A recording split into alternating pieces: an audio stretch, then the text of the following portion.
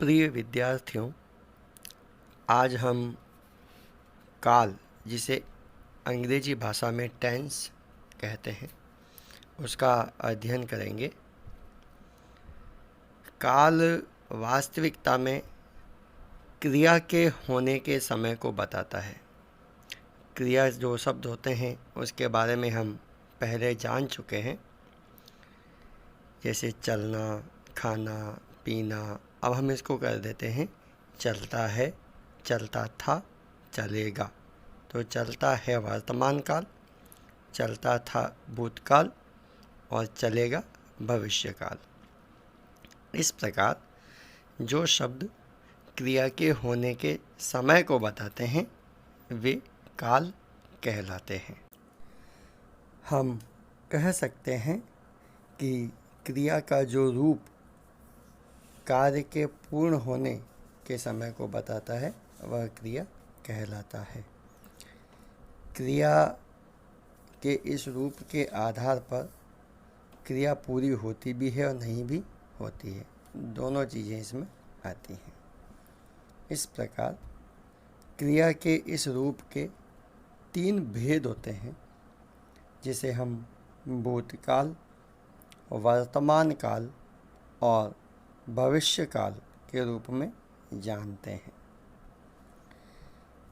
जो क्रिया का रूप हमें पिछले या बीत चुके, जा चुके, समाप्त हो चुके समय के बारे में, कार्य के बारे में, क्रिया के बारे में बताते हैं, उनका बोध कराते हैं, उसे भूतकाल कहते हैं।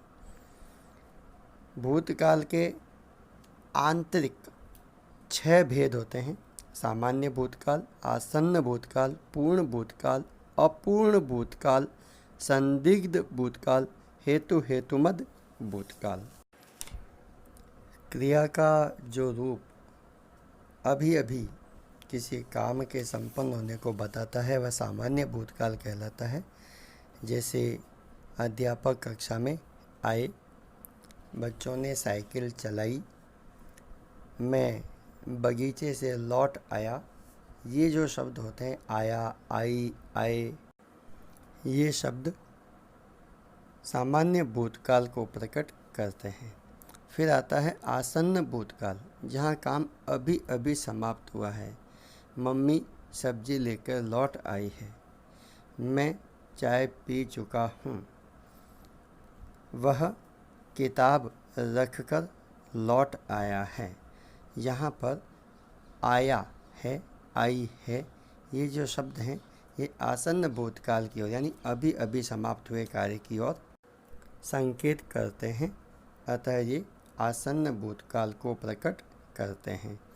अब हम जानते हैं पूर्ण भूतकाल, जहाँ कार्य पिछले समय में पूरा हो चुका है, जिसे हम था, थी, थे के द्वारा प्रकट करते हैं। बच्चा गिर गया था, पेड़ आंधी से टूट गए थे, वह पहले यहाँ आती थी। तो ये जो शब्द हैं जो कार्य के पूर्ण रूप से संपन्न होने के बारे में बताते हैं, ये पूर्ण भूतकाल कहलाते हैं। अब हम अपूर्ण भूतकाल के बारे में जानेंगे। जब कार्य पूर्ण नहीं हुआ हो वह अपूर्ण भूतकाल कहलाता है। श्रेया साइकिल चला रही थी, बच्चे पाठ पढ़ रहे थे, पिताजी व्यायाम कर रहे थे, पक्षी चहचहा रहे थे। इन शब्दों से ये पता चलता है कि ये काम पिछले समय में हो तो रहे हैं मगर पूरे नहीं हुए हैं, अतः ये अपूर्ण भूतकाल को प्रकट करते हैं। अब हम संदिग्ध भूतकाल के बारे में जानेंगे। संदिग्ध भूतकाल वह होता है जिसमें काम पिछले समय में पूरा हुआ या नहीं हुआ यह पता चलता है। इसमें गा, गे, गी शब्दों का प्रयोग होता है। गाड़ी स्टेशन पर आ चुकी होगी, बच्चे खेल कर लौट रहे होंगे, परीक्षा समाप्त हो चुकी होगी, उसने अपना कार्य पूर्ण कर लिया होगा। अब ये काम हो चुके होंगे या नहीं होंगे, ये हमारे मन में संदेह उत्पन्न करते हैं, शक उत्पन्न करते हैं। अतः यह संदिग्ध भूतकाल होता है। अब हम अंतिम भेद हेतुमद भूतकाल के बारे में जानेंगे।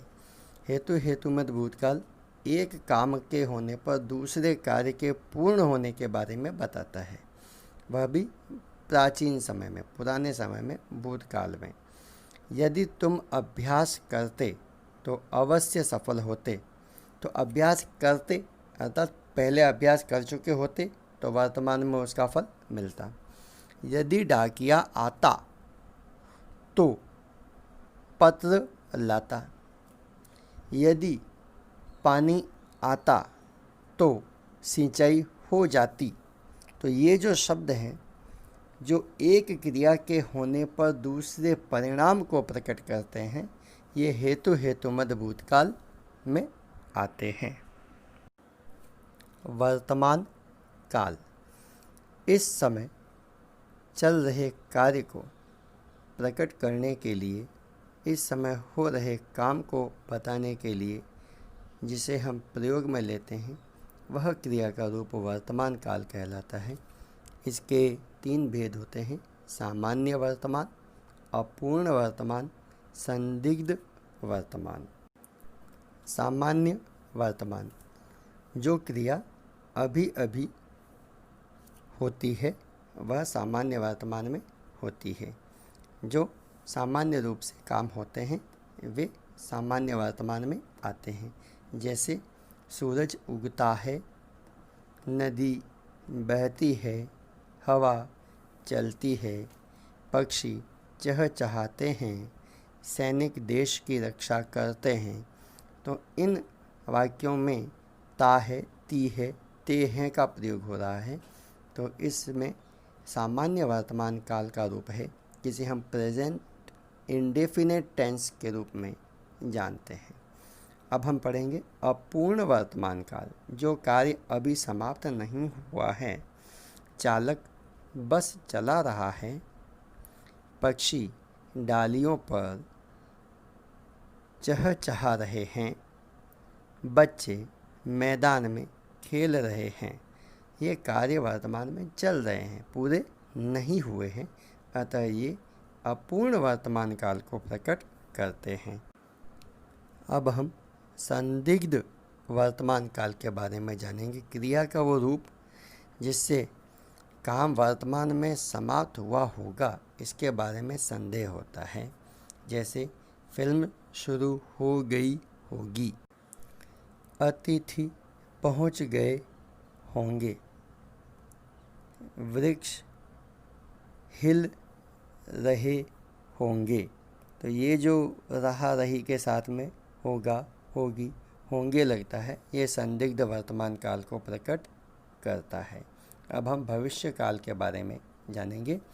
आने वाले समय के बारे में और आने वाले समय में होने वाले कार्य के बारे में क्रिया के जिस रूप से पता चलता है, वह रूप भविष्य काल कहलाता है। संस्कृत भाषा में इसे भविष्यत काल भी कहते हैं। तो क्रिया का जो रूप आने वाले समय में होने वाले क्रिया के कार्य को, उसके रूप को बताता है, वह भविष्य काल होता है। इसके 2 भेद हैं, सामान्य भविष्यत काल और संभाव्य यानी संदिग्ध भविष्य काल। क्रिया के जिस रूप से भविष्य में कुछ ही समय पश्चात होने वाले कार्य के बारे में पता चलता है, वह सामान्य भविष्यत काल कहलाता है। जैसे सोनल गाना गाएगी, बच्चे दौड़ेंगे, वह लौट आएगी। ये सभी क्रिया के रूप आएगी, आएगा आदि शब्द सामान्य भविष्यत काल के बारे में बताते हैं। अब हम संभाव्य यानी संदिग्ध भविष्य काल के बारे में जानते हैं।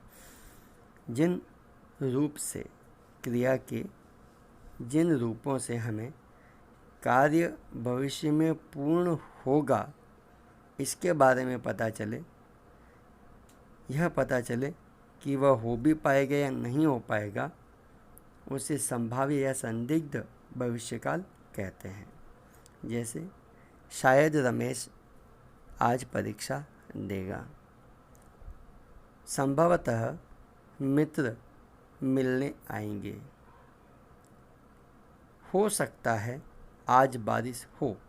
तो शायद, संभवतया, संभव है या हो सकता है, ये ऐसे शब्द हैं जिनके द्वारा हम आने वाले समय में होने वाले कार्य को जान सकते हैं। साथ ही इनके पीछे आए, आई, एंगे इस प्रकार के शब्दों का प्रयोग होता है, जिससे हमें संदिग्ध भविष्यकाल के बारे में पता चलता है।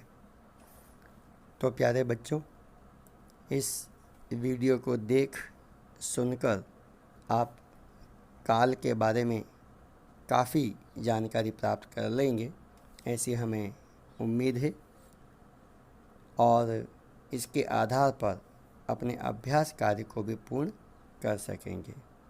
धन्यवाद।